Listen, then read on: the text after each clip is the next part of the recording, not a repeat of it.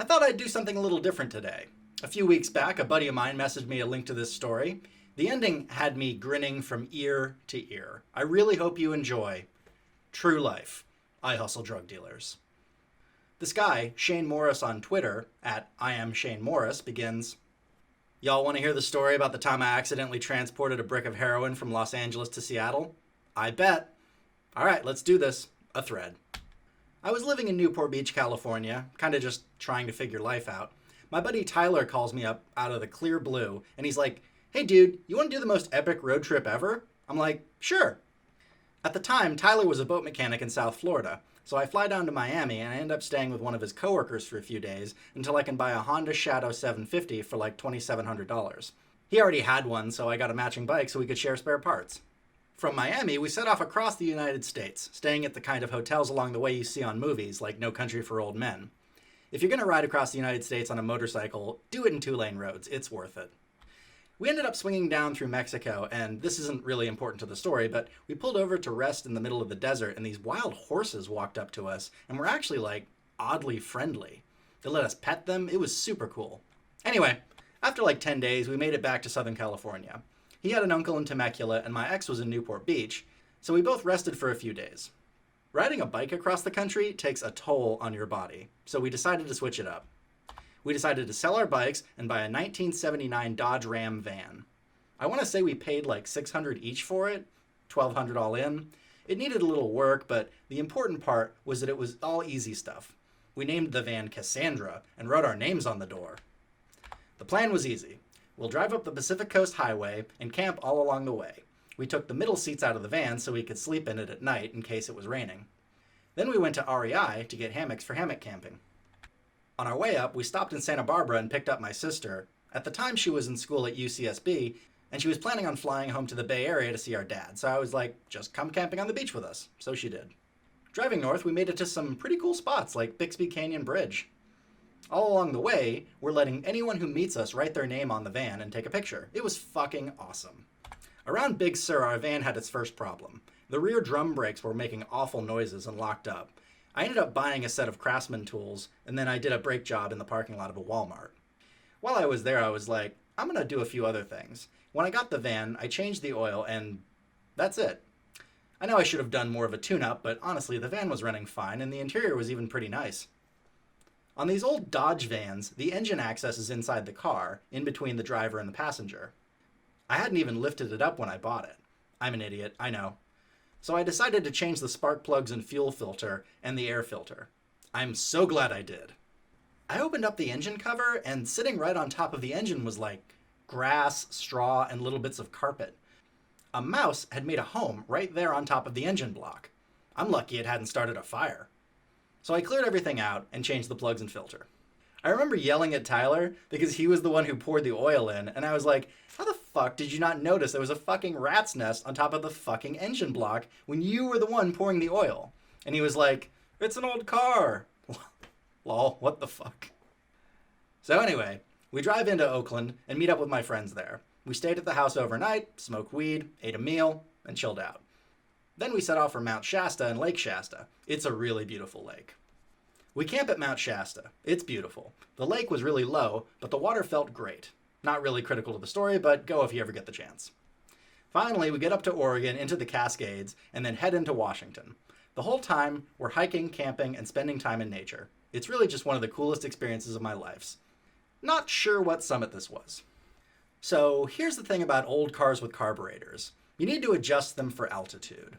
An ideal fuel ratio at sea level is called stoichiometric, which means 14.7 parts air to 1 part fuel.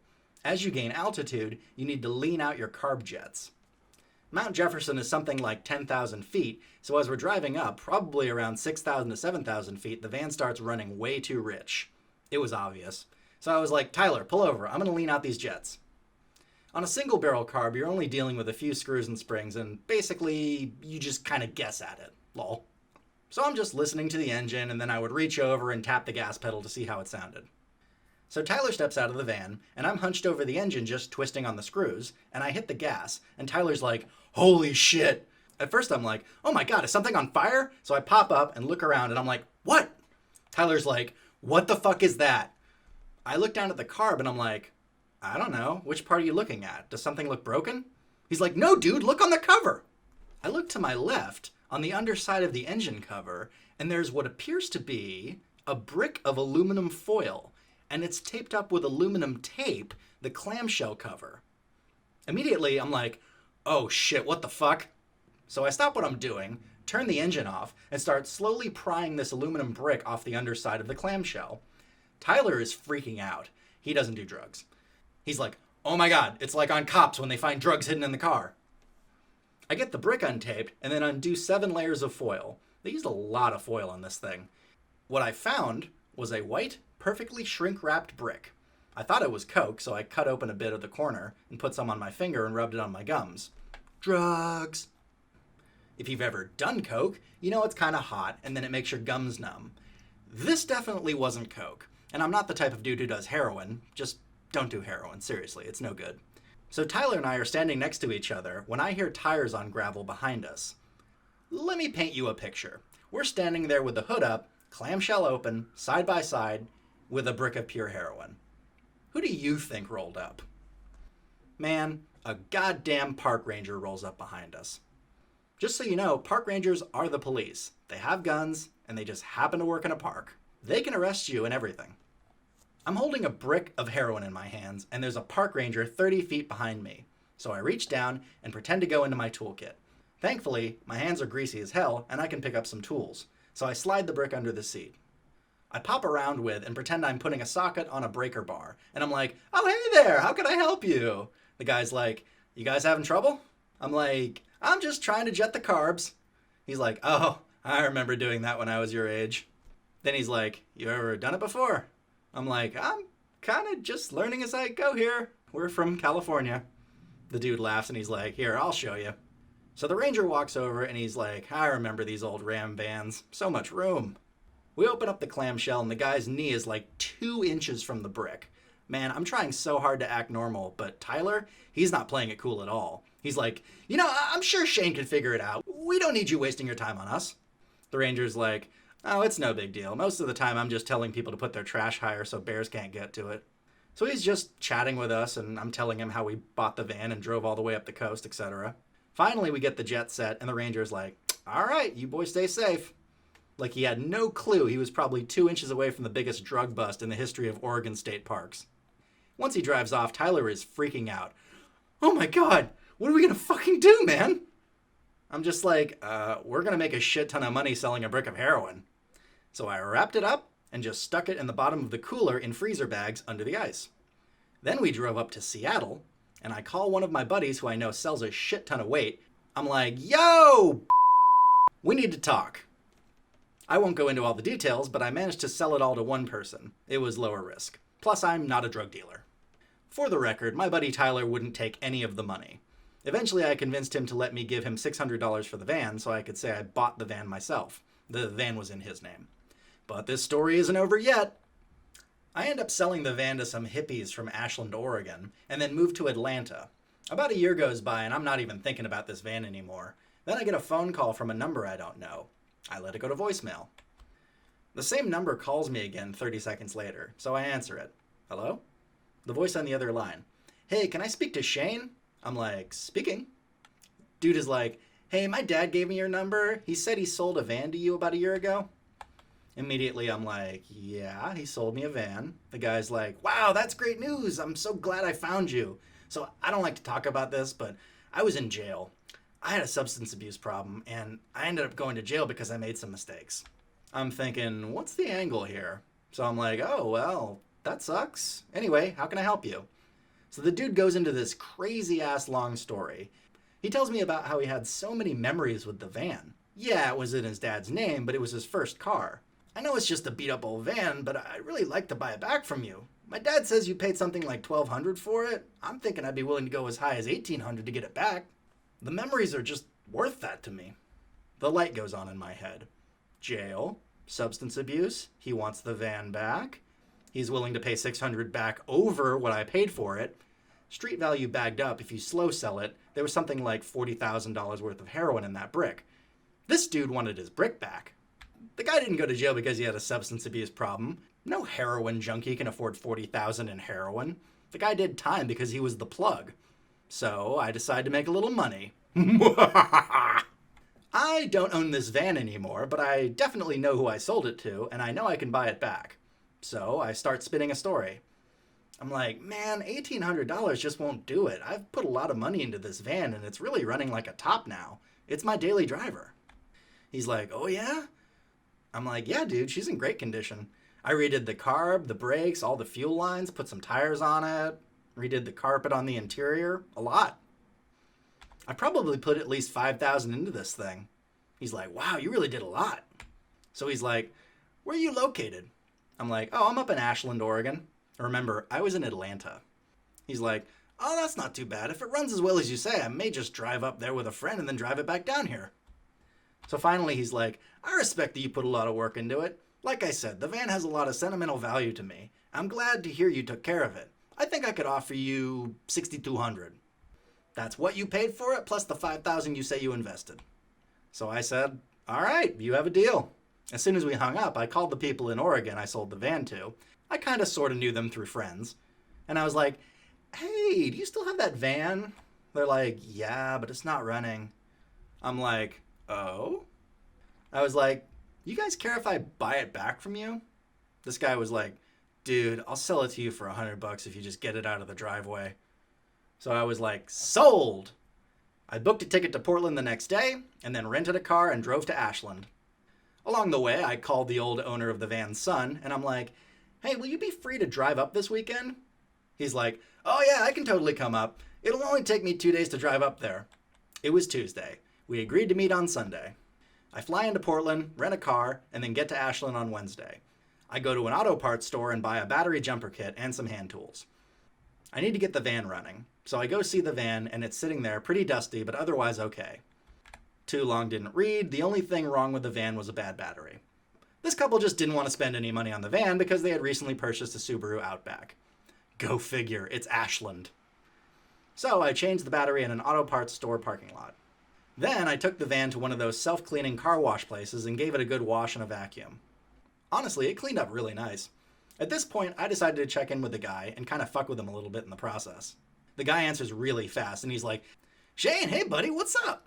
I'm like, hey, I do want to mention one thing about the van, and I hope this doesn't change your plans about buying it. He goes silent. What's up? I was like, I don't want you to be mad, but after I bought the van, my friends and I, we wrote on the outside of it with permanent marker. I can't get it off. I tried.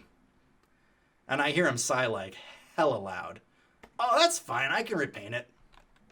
I'm like, I want to be fair on price because I didn't tell you. So how about I knock $200 off? I just want to pay whatever is fair to get the marker off. He says, thanks for telling me. I'll accept the $200 discount. See you Sunday. I'm like, yep. So next thing's next, I need to make a fake brick of heroin. So I head to a Goodwill and buy a medium-sized paperback book. It was The Pelican Brief. I thought that was a funny detail for some reason. Good book, also good movie. Then I got in my rental and took off to Medford because I couldn't find aluminum tape anywhere near Ashland. I got there, got my tape, and then bought some heavy-duty foil in a grocery store. From there, I drove back to Ashland. Making the fake brick was actually pretty easy. I just wrapped it up the same way I remember the brick being wrapped, and then taped it down with aluminum tape the same way I remember it being taped. Kind of like a tic-tac-toe board. They had taped the shit out of it.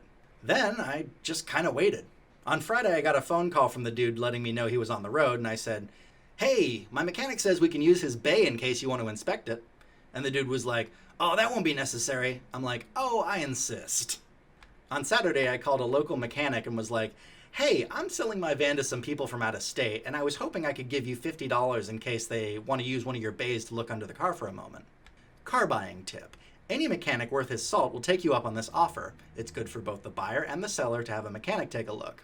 They know they'll be getting any work on any fix they identify. We meet at this local shop on Sunday afternoon. The guy shows up in a late model silver Nissan Altima.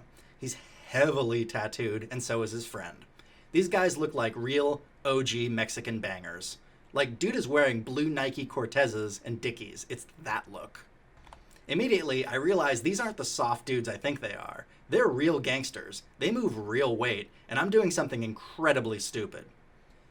I'm about to rip off two guys who look like they bury people neck deep and let the coyotes eat your face off.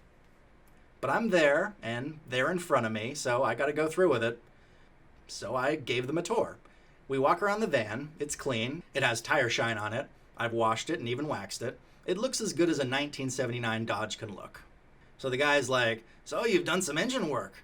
I'm like, "Yeah. Carb, plug wires, plugs, distributor, etc." He's like, "Can I take a look?"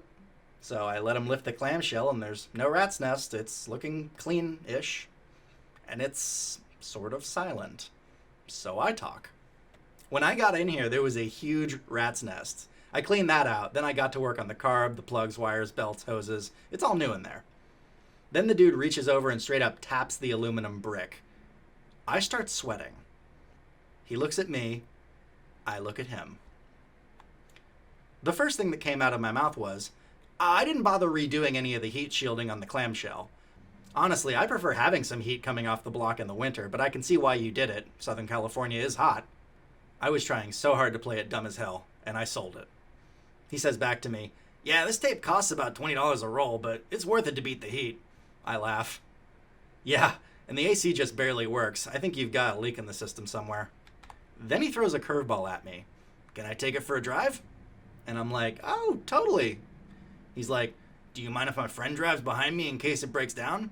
I say, "Oh, you go right ahead." At this point, I'm thinking he's going to drive off, never to be seen again. He's gone about 20 minutes, and then he comes back. He's got a big smile on his face, and he's like, "Wow, it still drives. Great, let's negotiate." So I'm like, "Well, you did say 6,000. He comes back at me, and he's like, "Well, I got to ship this van back." I'm like, "Okay, well, what's a fair price?" He says, "You have the title here, in your hand?"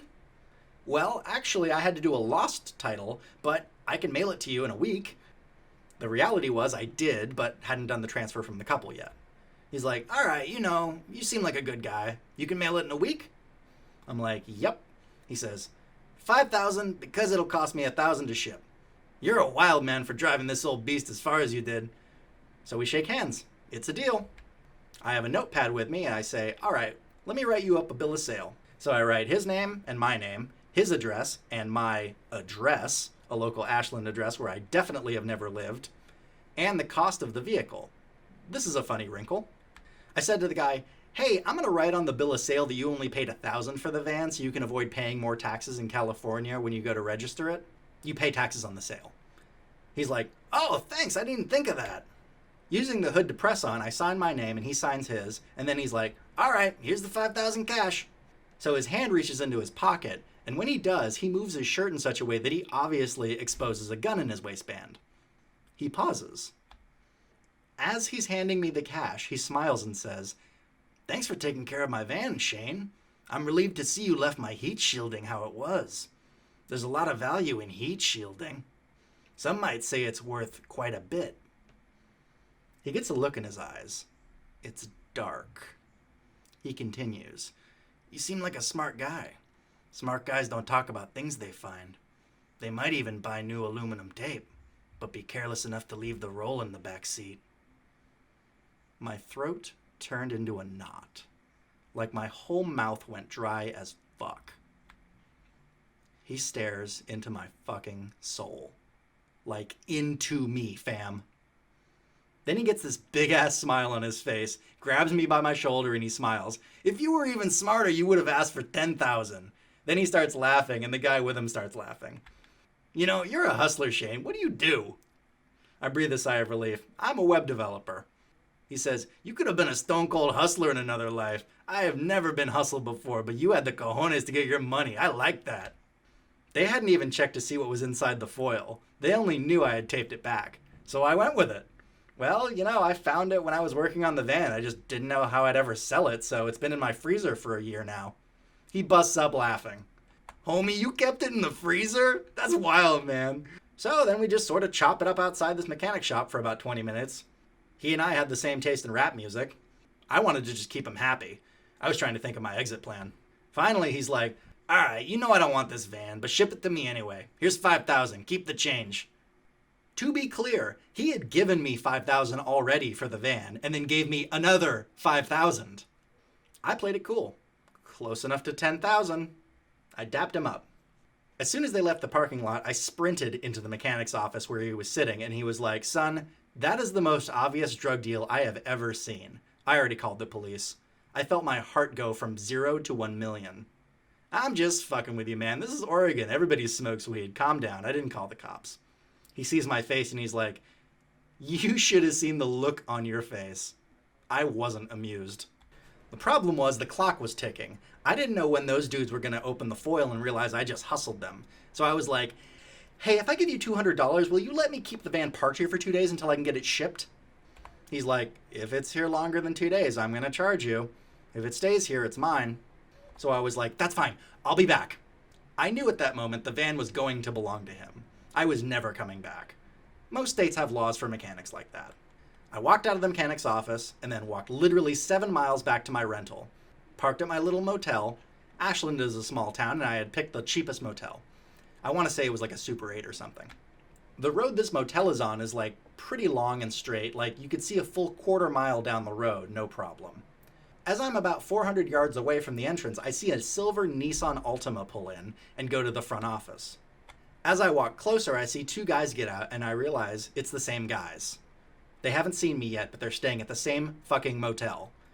So I start speed walking. When I checked in, it took a while, so I knew I needed to hustle so I wasn't seen. I took off the flannel I was wearing so I'd be in a white tank top. I folded the flannel up super small and walked as fast as someone can walk without looking like a moron. My room was on the back side of the motel upstairs. Basically, as soon as I cleared the vision line of the back wall, I went into a full sprint and ran as fast as I could up the stairs and into my room. No sooner than the moment I slammed my door, I went over to the drapes and peeked out. The silver Altima was driving around. I shit you not, these guys parked 2 spaces away from my rental car, and their room was directly below mine. It's a damn cheap hotel, so I could kind of sort of hear them talking. Not word for word, but definitely the vocal tones, plus their TV. When I saw, I was quiet as a mouse. I mean, I just sat in the bed, didn't turn the TV on, didn't move, and when I had to pee, I held it. I was terrified. Then, I heard it. I heard the guy yell, "Motherfucker, I'm gonna fucking kill him!" Then I hear them screaming, but it's not clear what they're saying. They yell for like 15 minutes, then they get quiet. My phone rings. It's a blocked number. I send it to voicemail. It rings again. Blocked number. Then I hear them yelling a bit more, and then I hear the door downstairs slam. I peek out of the little gap in the drapes and watch them take off. As soon as I saw the car clear the corner, I left. I grabbed my backpack, flew down the stairs, and got into my rental. I was getting the fuck out of Ashland before I got killed. I had been on the road for about an hour when the guy calls me again, this time from his real number, not a blocked number. I answered, "Hey, what's up?" He's yelling, "We've got a fucking problem. You need to bring me my money right now." I did what I always do, and I talk shit. I take it you're not a big fan of John Grisham novels? You should really give him a chance before you get angry.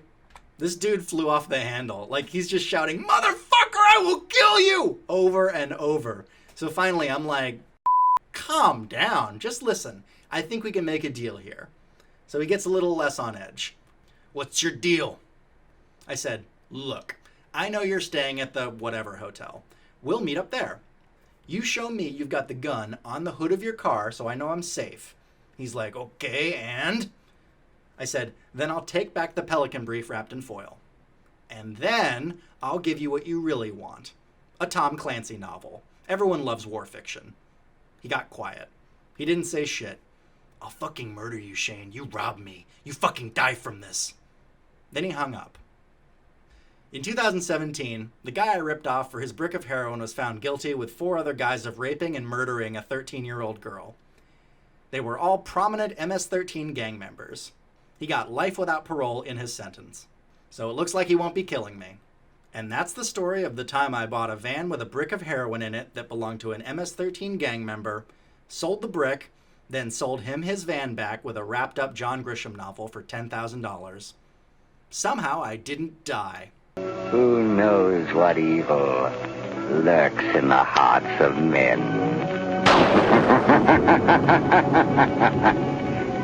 The shadow knows. Hi guys, Media Shadow here. I'm trying to grow the channel and hopefully get more than 1 video out a week. So if you like what you've seen, please give me a like, subscribe, share, or drop me some coin on Patreon. I've left a link in the description of the video. Thanks!